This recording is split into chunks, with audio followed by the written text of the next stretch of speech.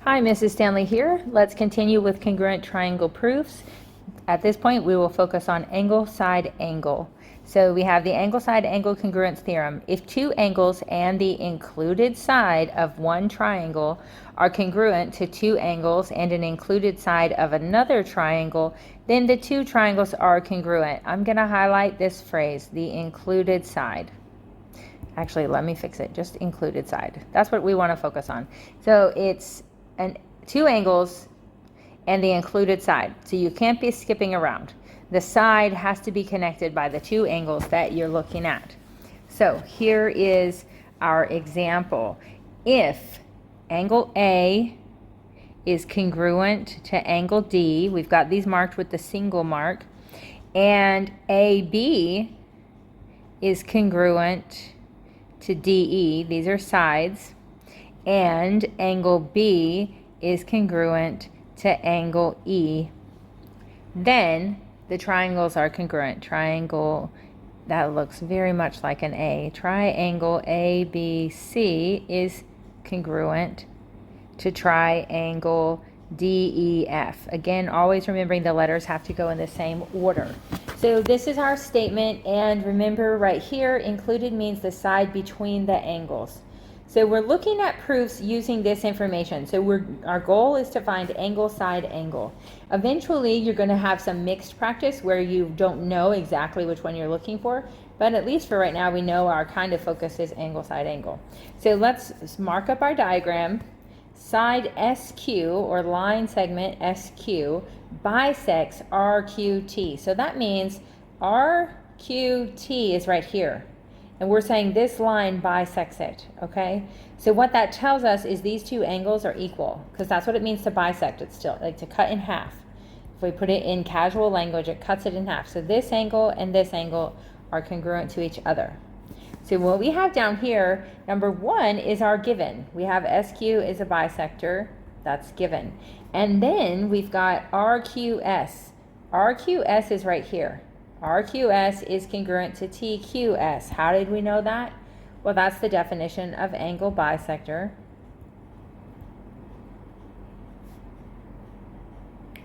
And then we can go to the next one, RSQ, and TSQ. So that's these other two angles right here. These two are congruent. Well, how do we know that one? That is also the definition of angle bisector, because I don't know, I didn't really point it out, but notice that, and let me correct this drawing right here. This one should be 2 marks, because we're not saying that all 4 of them are equal. We're saying that the 2 angles that where Q is the center are equal to each other, and the 2 angles where S is the center are congruent to each other, because look, it says it bisects both of these angles. That's how we know that both pairs are congruent. And then here, number 4 tells us that QS is congruent to QS, but even if we're looking at the diagram, we've got 2 angles and the connected side is right here. Do we know some information that can tell us that that is congruent to itself? Yes. The reflexive property tells us that a side is congruent to itself. Reflexive property. And so now what do we have? Angle, side, angle. Angle, side, angle. It is congruent. The 2 triangles are congruent, and we have proven what they asked us to prove. Let's go to the next one and see. Okay, this time we've got parallel lines, and we can keep in mind that you've got alternate interior angles, same side interior, consecutive, all kind of different angle possibilities, corresponding angles. So pay attention, mark your given information in the diagram. I'm going to let you try this one on your own and jump to the next page. This diagram looks maybe a little bit more complicated. Let's give number 3 a try. Angle BAC is congruent to DEC, and C is the midpoint of AE. They want us to prove the 2 triangles are congruent. So let's do our markings. Angle BAC, so that's this angle right here. So let me erase my marks to just put the angle. Is congruent to DEC, okay? So that's this one over here. These 2 angles are congruent. C is the midpoint of AE. So this right here is the midpoint of this long line. What did the midpoint tell us? We've used this before. it tells us that these two lines are equal because the midpoint cuts them in half.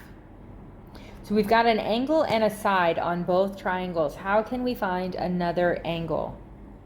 Because remember, we need angle, side, angle. Well, first, right now we're just thinking it through. Notice I haven't really written anything down. We're just thinking it through. We know we have angle, side. We need this angle. Is there something that will tell us these two angles are equal? Look at them. They make like an X. Remember, when two angles are connected like that, they're called vertical angles. So we know they're equal. So now we've just got to write this all down. BAC, angle BAC is congruent to angle DEC. That's given. Okay. C is the midpoint. And yes, we're writing this all out.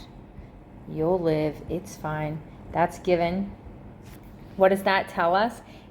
Well, because of the midpoint, we knew that AC, line segment AC, is congruent to line segment CE. That's the definition of midpoint.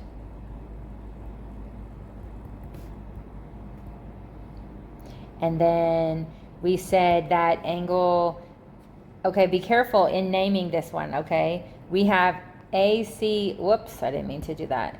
ACB. We need to put C in the middle. Angle ACB is congruent to do the other side.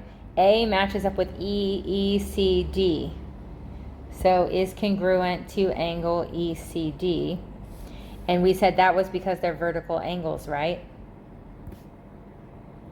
And so now we have angle, side, angle. And so we have proven that triangle ABC is congruent to triangle EDC, and that is by angle, side, angle.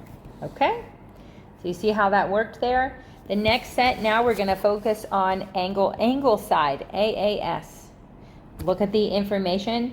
If two angles and a non-included side of one triangle are congruent to two angles and a non-included side of another triangle, then the two triangles are congruent. So just look at the diagram for a moment of how this one is different than angle, side, angle. This time if we put a point and like connect them in order, it's angle, angle, side. Or we could say side, angle, angle. This angle, the angles are next to each other, but the side is at the end. Okay, that's the difference between angle, side, angle, and angle, angle, side. So let's write out our congruence statement.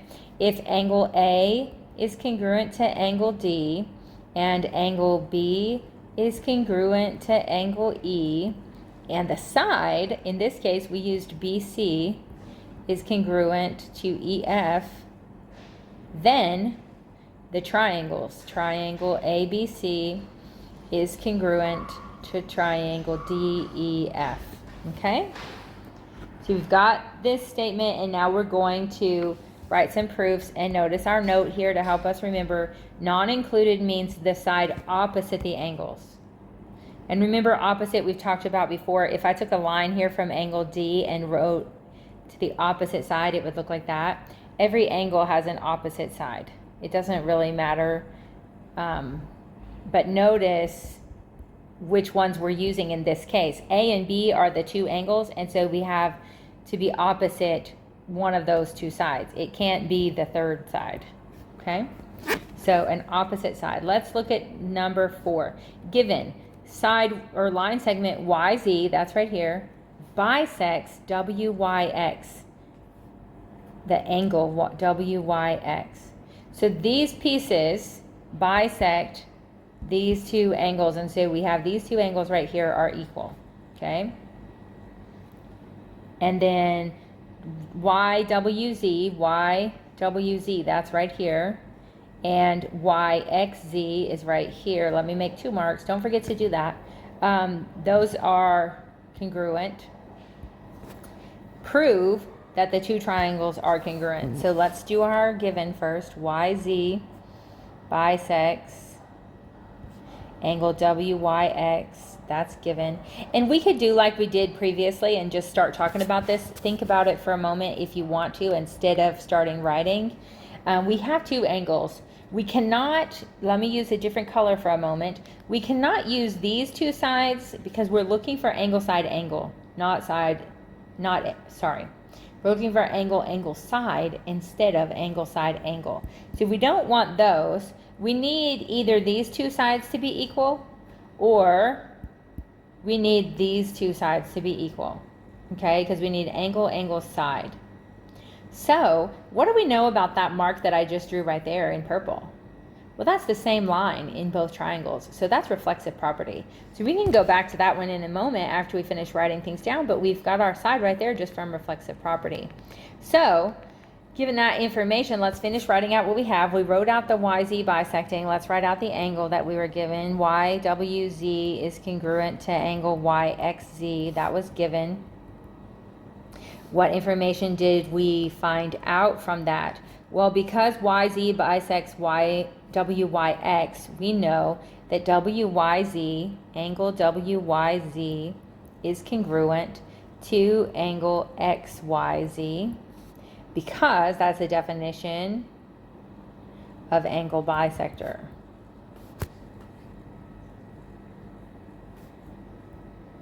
Okay, and then we got the side. How did we say YZ is congruent to ZY?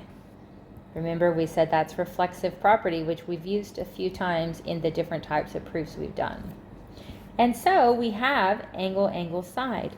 So that means we have proven what they need.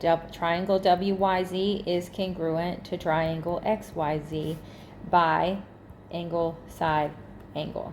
Okay? So I'm going to let you try number 5 on your own. And then let's look at number 6, 7. Let's see which one should we look at. So number 5, is there anything special? We've got parallel lines. We've got a midpoint. Number 6, we've got bisects, and we're told that angles are congruent. We've got some similar things happening. Here we've got a midpoint, and we've got parallel lines. So keep in mind the parallel lines are right here.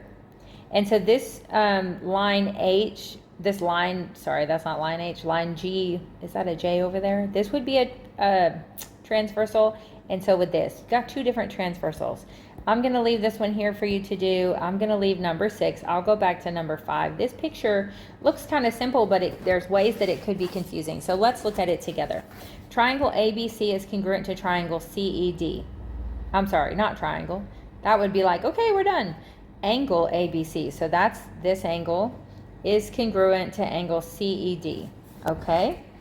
So that's our first given statement. We'll just go ahead and write it down. I just want you to see that there's not one approach to how you have to do this. You can write as you go. You can just think it all out and then write everything down. Just see what works for you. Then we're told that AB, line AB right here, is parallel to line CE. Remember, we mark parallel by putting arrows on the lines. So line AB, line segment AB is parallel to line segment CE. That's given information. Why would this be useful? Remember, we need angles. We need to know angles that are equal to each other, okay? C is the midpoint of AD. So here's C, and it's the midpoint of this long line. Remember, midpoint means it cuts it in half and the 2 parts are equal. So C is the midpoint. Actually, let's write this out differently, just to show that we can do it. Going back to the parallel lines, what does the fact that these lines being parallel, what does that tell us? We already know that this angle B right here, ABC, is congruent to CED. But if these 2 lines are parallel, let me get my highlighter. These are our parallel lines, okay? Where is our transversal? AB is parallel to CE. What transversals do we have? Well, if you look carefully and think about it, you could notice that this line is coming through. If you think about it, this purple line is crossing through both of my 2 highlighted yellow lines. Well, what does that tell me? Remember corresponding angles? This angle right here and this angle that I just marked Those are going to be equal because they're corresponding angles. Okay? So I know that angle BAC is congruent. That's this one, BAC here. Is congruent to ECD, angle ECD, because they are corresponding angles. They are corresponding angles. And that's one of the rules from being parallel. So now I want to erase some of this extra junk and put back my original information. We had that these angles were congruent. This was given. We had the parallel lines, and the parallel lines told us that these two angles are equal. And then we had C is the midpoint. And this is, I'm just showing you why sometimes people put the given things not just in order at the top. Because what they do is they list the given piece of information and then they write down anything that is automatically useful because of that. And then they go to the next given thing. So here, C is the midpoint of AD, tells us that these two are equal. That tells us that line segment AC is congruent to line segment CD because of the definition of midpoint. Why is that helpful? Well, remember, we're looking for two angles and a non-included side. So now, using a different color, I'll go back to the purple. I've got angle, angle, side, angle, angle, side. Okay, so this right here should have been purple. The one nice thing about a tablet, instead of paper, is that I can change the color to coordinate my things. So we have the definition of midpoint giving us those two sides, and now we've got angle, angle, side. So we proved that triangle ABC is congruent to triangle CED by angle, side, angle. So I'm going to let you try 6 and 7 on your own, and we're going to jump down to right triangle congruence proofs. This right here, hypotenuse, leg. There's another way that some people reference it now where they use like hypotenuse, right angle, and a side. That's fine. The traditional way is hypotenuse, leg, because in a right triangle, the legs are the ones that are not the hypotenuse, and you just need one of those. It doesn't matter which one. And the hypotenuse is always opposite the right angle. So if you think of the little box for the right angle as an arrow, it's pointing at the hypotenuse. Think of this as an arrow. It's pointing at the hypotenuse, okay? So let's look at that. If the hypotenuse and a leg of one right triangle is congruent to the hypotenuse and a leg of another right triangle, then the two triangles are congruent. So the key word is a leg and a leg. That means either one of the other two sides, okay? So in this case, BC is our hypotenuse of the first triangle, and EF is the hypotenuse of the second. So if our hypotenuses are congruent and a leg, they gave us AB, so we'll use that one, is congruent to DE, then triangle ABC is congruent to triangle DEF.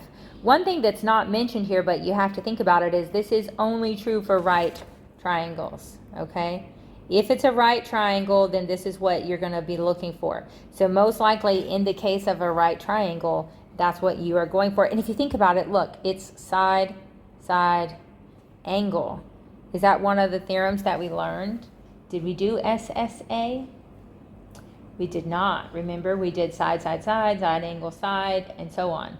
So this is only for a right triangle. That's very important, okay? The hypotenuse is the side opposite the right angle. A leg is a side adjacent to the right angle. Adjacent just means like how this triangle here is made of the right angle. Adjacent means it's touching that angle. So let's give our first one a try.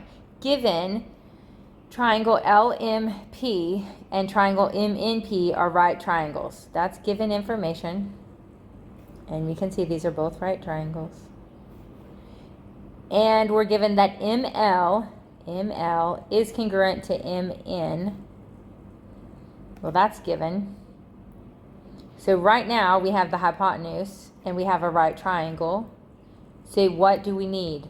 We need a leg. So we need either this one or these two to be equal. One of those things has to be true. Well, what do we know right here?